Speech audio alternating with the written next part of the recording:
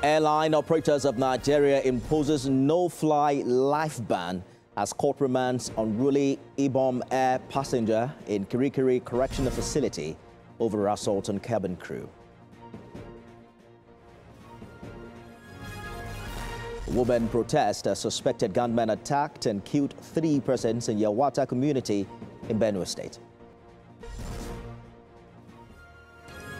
Outside Nigeria, bodies of 5 Al Jazeera journalists killed by Israeli strike in Gaza have been laid to rest after funerals held. In sports, Crystal Palace lose appeal against being demoted from the Europa League and will play in the Conference League this season.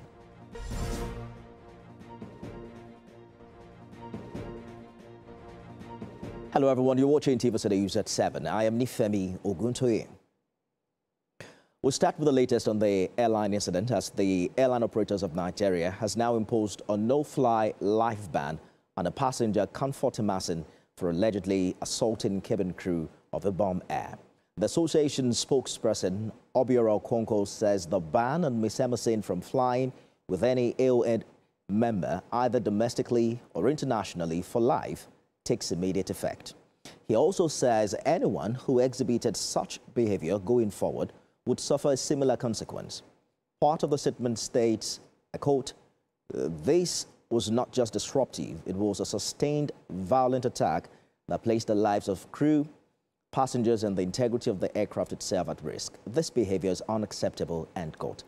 The association, while condemning the action of the passenger, reveals that her behavior constitutes one of the most severe cases of unruly passenger behavior witnessed in 2025. Comfort Emerson was charged to court and remanded at the Kirikiri Correctional Center in Lagos.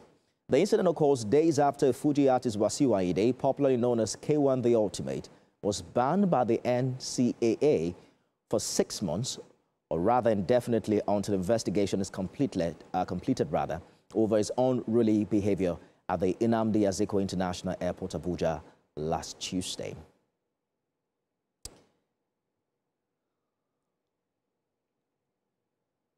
Let's bring in Group Manager, Marketing and Communications with Ibom Air, Aniekan Essienette, who joins me now for more on this development. Thank you for joining us on the news this hour.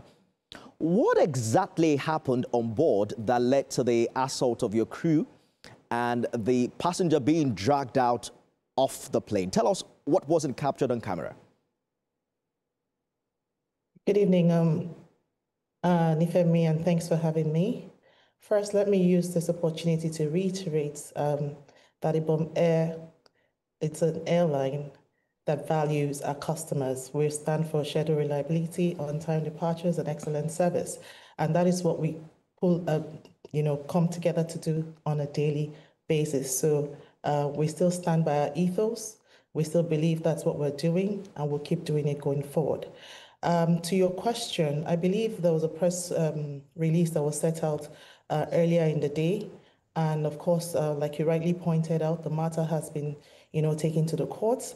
And I would refrain from saying anything other than what has been in the press release, which of course your television station is in copy of. I hear you, but there's a viral video showing the passenger stripped completely naked while being dragged out of the plane, and that was clearly taken on board. Do you consider it justifiable, or will Ibom Air apologize and sanction whoever released it to the public? Again, I'd like to address the fact that as much as the video was taken on board, we had several other people that were not in the employ of Ibom Air, around the vicinity. And so anyone could have, taken that video. I can tell you categorically that that video was not released by us. And it's rather unfortunate that it has gone so viral. We do not condone such, indecent exposure. So definitely would not have been the ones to release it. And so, like I said earlier, and I'm still reiterating again, it had to come to forceful ejection of the passenger from the airline, from the airplane, because she was resisting, coming out.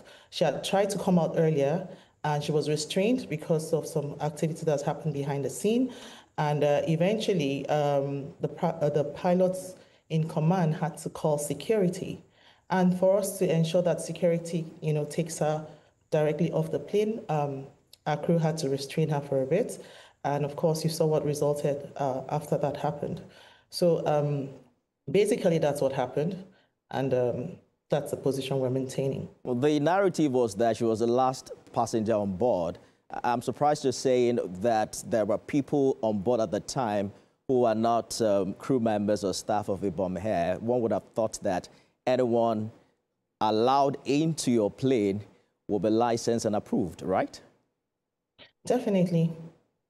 All right. That's what I'm saying. I did not said there were passengers. I said there were other people in the plane that consisted, of course, crew members that had to be there to ensure that every passenger was deboarded, and of course, members of the security team.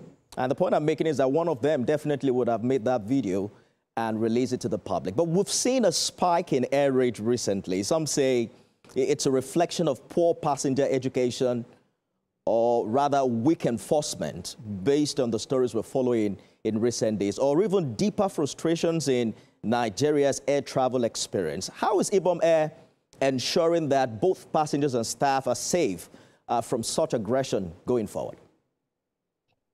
Thank you. This is a part I think we should be focused on because I can assure you that no airline, no self-respecting airline would, go about their business with the intention of humiliating or taking any passenger out of the, their aircraft in other ways, in a way rather than decent.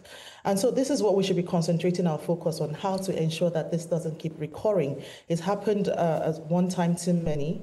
And of course, the emotional, drama and everything that comes with it. The social media has been agog today. People are highly, offended by certain things.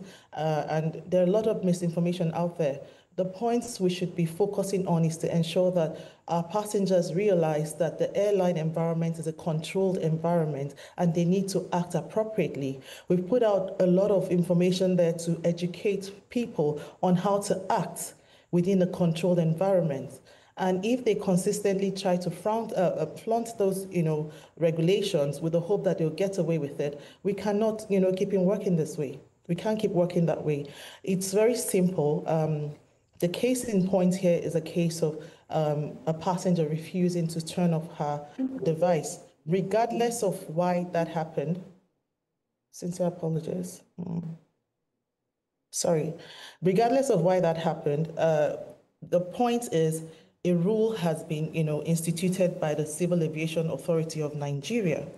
And I hear some people say, oh, flights can go on, devices can go on flight mode, but the law in Nigeria says total switch off. And a lot of people, obey this. So why would someone single themselves out not to obey it? All right. When things like this happen, we need to just, let them know that, it's just an hour flight. What's the worst that can happen? Who would want to call you within that 1 hour? Switch off your device, and when you touch down, switch it back on, and nothing would happen, and nobody will be the better for it. Good place to leave it. This conversation will definitely continue, especially when you consider the enforcement we've practically experienced in prior to this incident. The Group Manager, Marketing and Communications, Ibom Air, Aniekan Essienette, thank you for talking to us. Thank you for having me. Let's turn now to Benue.